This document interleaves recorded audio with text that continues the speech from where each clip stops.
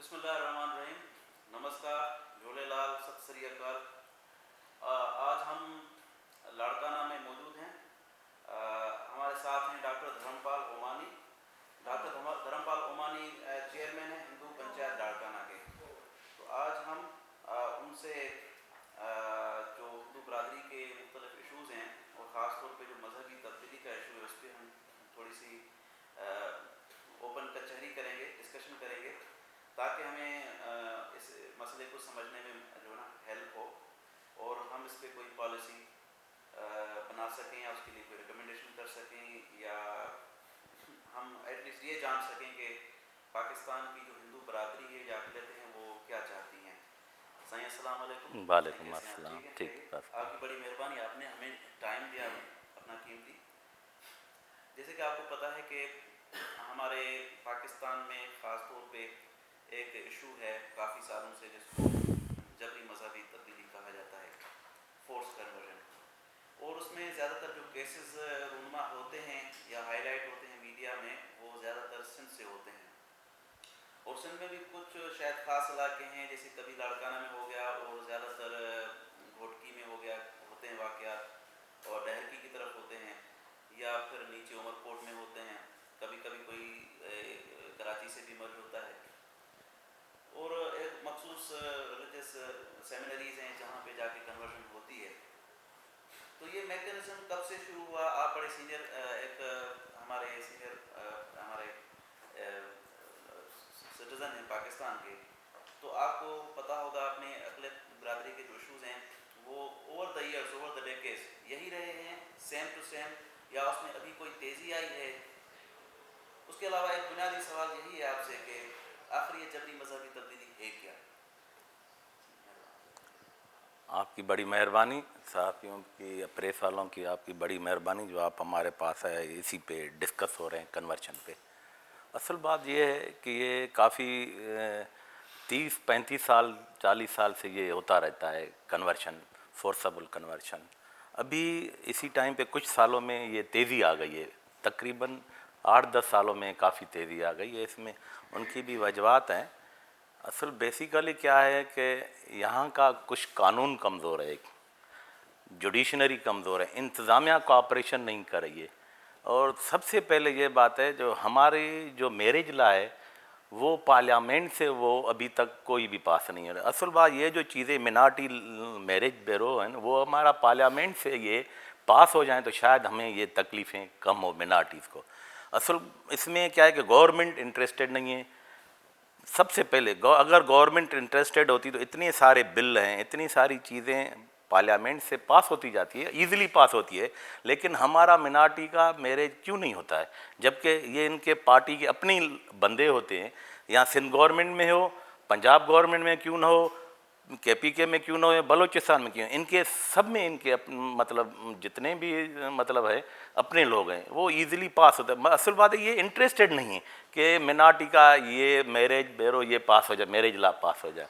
अगर सिंध में एक मरतबा पास हो गया तो एक हफ्ते के बाद फिर दोबारा थोड़ी सी किराए हुई, कुछ इस्लामिक वालों ने कुछ गड़बड़ की तो फिर उसने रीबेक कर दिया, वो सारा ख़त्म हो गया। थोड़ी सी मैं क्लैरिफिकेशन होगा, आप हिंदू मैरिज एक्ट की बात करें या फोर्स कन्वर्जन का जो बिल पास हुआ था उसकी बात? ये फोर्स कन्वर्शन का बिल पास हुआ था उस पर।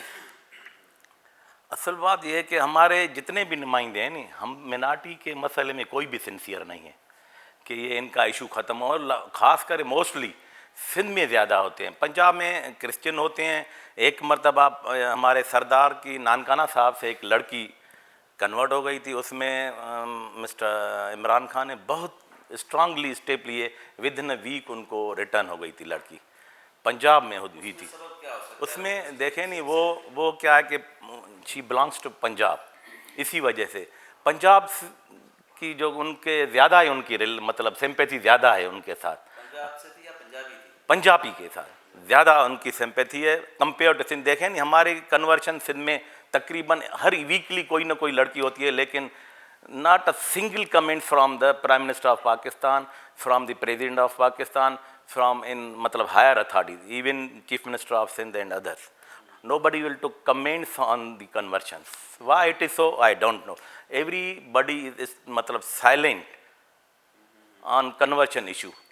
सो असांखे हमें ये पता नहीं चलता कि आखिरकार हमारे साथ ये क्या हो रहा है। हम यहाँ के रहने वाले हैं, असल बंदे शुरू से ये इधर के रहने वाले। हमारी कम्युनिटी तो बिफोर पार्टीशन के यहाँ हमारी कम्युनिटी में नाटी रहती है।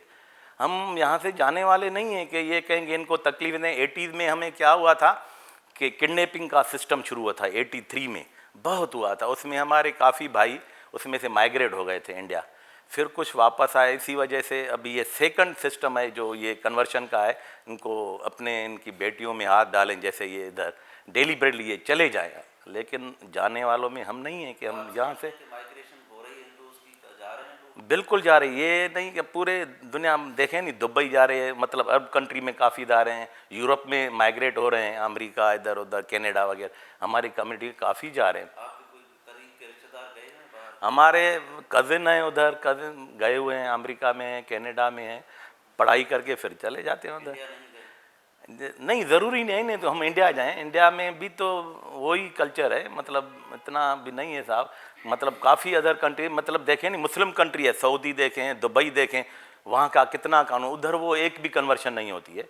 उधर कोई भी क्राइम होता है तो विद इन अ डेज उनको पनिशमेंट मिल जाती है।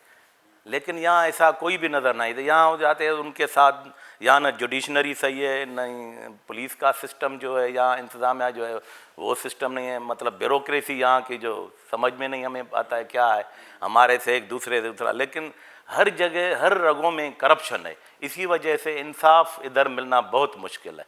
जब तक ये करप्शन ख़त्म नहीं होगी जुडिशनरी से या इंतज़ामिया से, या तब तक ये हमारे साथ ये होता रहेगा। और सबसे पहले तो हम यही कहेंगे, तब हमारे जितने भी MNAs MPAs हैं वो किसी के क्यों ना पार्टी के हो, क्यों ना पीपल्स पार्टी के हो, नवाज लीग के हो, तहरीक इंसाफ का हो, जमीयत का हो या MQM का हो, लेकिन जब तक हम सारे इकट्ठे नहीं होंगे इसी इशू के, मिनार्टी के इशू पे, तो तब तक हम ये तो हमारे साथ ये होता रहेगा। ये नाइंसाफ़ियाँ, कन्वर्शन और दूसरी जो चीज़ें होती हैं वो हमारे साथ होती रहेगी, ये ख़त्म नहीं होगी।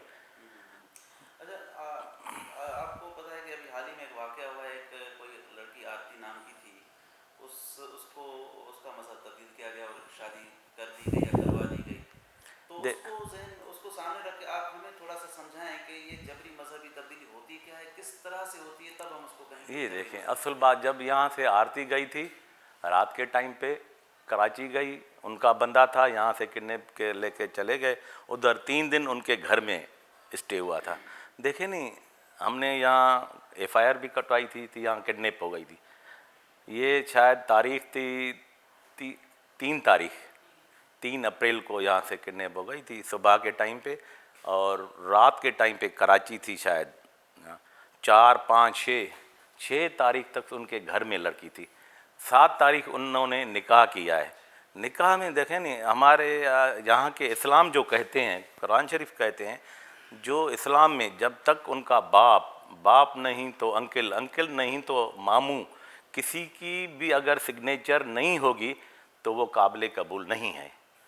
अगर तीनों में किसी की भी नहीं है तो काबिल कबूल, अगर किसी की एक भी उसकी सिग्नेचर उसमें जो निकाहनामा है तो काबिल कबूल। ये आप मजहबी उसमें देखें ना, उसकी न फादर की सिग्नेचर है, न अंकल की सिग्नेचर है, नहीं उनकी मामू की सिग्नेचर है। तो देखें नहीं, इस्लामिक का पॉइंट ऑफ व्यू से वो भी काबिल कबूल नहीं है। अगर नहीं है तो फिर आए कोर्ट में आए। कोर्ट का भी एक्चुअली सही नहीं है जो हम कहते हैं कि कोर्ट में आगे उसने 164 किया। ये क्या है 164? ये 164 क्या है सर? ये बस वो स्टेटमेंट लड़की देखे नहीं, 20 साल अपने बाप के पास ये लड़की रहती है, 20 साल, वो 3 दिन में कैसे कन्वर्ट हो सकती है? आप समझ सकते हैं उनके साथ क्या हो सकता है। एक्चुअली सेक्सुअली प्रॉब्लम है, और ये खुशी से नहीं जा रहे हैं, उनको फोर्सबली सेक्सुअल करते हैं। कुछ उनकी मूवीज़ बनाते हैं और बिहाइंड उनको काफ़ी मतलब डिप्रेस करते हैं। अगर आप कुछ भी कहेंगे आपके पेरेंट्स को ये करेंगे वो करेंगे, काफ़ी मतलब उनको कहते हैं। उसी वजह उसके डर की वजह से वो 64 में जैसे ही आती है तो उनके पेरेंट्स से मुलाकात नहीं होती, सीधा ही कोर्ट में आके उनका बयान लिया जाता है, जबकि ये गलत है, जबकि ये नहीं होना चाहिए। उनको दारुलमान में जाना है और कोई जो मतलब है स्टे वाली उनको वहाँ ठहराएं 1-1.5 हफ्ता मेंटली, जैसे लड़की सालिम हो। देखें नहीं, जब तक वो 1 हफ्ता उधर ठहरी, 1 हफ्ते के बाद इधर आ गई तो जाहिर बात हो छोकरी तो डिप्रेशन में होगी नहीं, मेंटली तो सही नहीं होगी नहीं।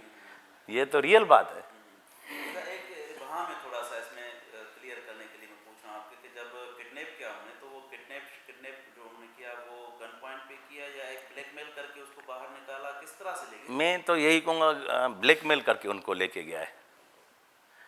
देखे नहीं हमने जब किडनैप, उनकी तो लड़के को कोई सजा ही नहीं हुई ने। 3 दिन किस वजह से उसने लड़की को अपनी जगह पे ठहराया, वो उसकी सजा उनको क्या मिली? बस लड़के को छोड़ दिया, उसकी सजा कुछ भी नहीं होनी चाहिए।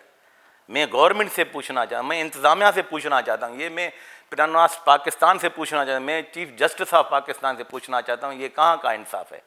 जब आओ जुडिशरी आओ फिर सेकंड जुडिशनरी पे, तो जुडिशनरी में इंसाफ मिलना यहाँ तो मुझे समझ में नहीं आता। जुडिशनरी तो इतनी करप्ट हो चुकी है तो अंदाजे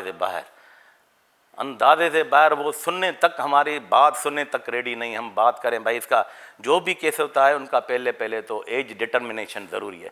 उस लड़की को अपना शनाख्ती कार्ड नहीं था। दूसरी बात तो मेडिकली चेकअप होना चाहिए लड़की का, स्कूल का सर्टिफिकेट वो भी उनके पास नहीं था, और वो ऑलरेडी मेंटली डिस्टर्ब थी। वो पहले ही मेडिसिन ले रही थी, साइकोथेरापी उनकी चल रही थी पहले डॉक्टर के पास। तो उनकी कम से कम ये तो मेडिकली और ये चीज़ें डिटर्मिनेशन होना चाहिए ना, वो भी नहीं हुई। आओ तीसरी बात कि जब लड़की आई, उनका बयान हुआ, उनके बाद जब दारुलमान जाती है, माने थर्ड दारुलमान में क्या है? उधर भी वही करप्शन होती है, जो पैसे देते हैं। हमारी जब पेरेंट्स की मुलाकात होती थी उधर क्या देती